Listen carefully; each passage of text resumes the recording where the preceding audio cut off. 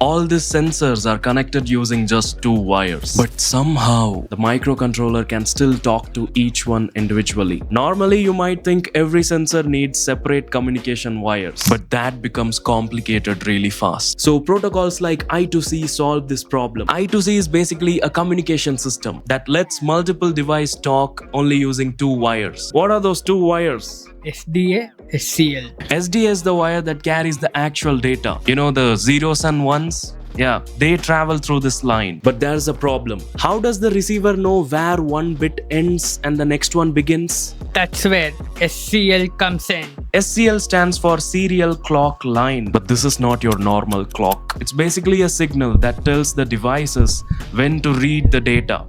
Think of it like someone saying, "Ready? Read now. Ready? Yes. Read now. Ready?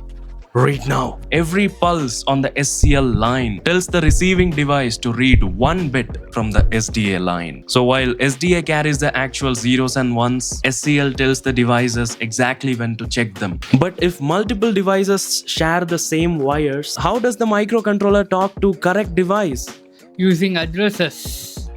Yes, every I2C device has its own unique address. So this means you can connect lots of sensors using just two communication wires. And this is why I2C is used everywhere in embedded systems, because it massively reduces wiring. And to make this even better, most of our boards and sensors come with something called G-Link connector, which makes using I2C even simpler, because instead of manually wiring SDA, SCL, ground and power every single time, you can just plug the sensors directly, and you can stack a lot of sensors together without turning your setup into a wiring nightmare. We have added some examples on the Learn page that you can try out yourself to understand I2C even better.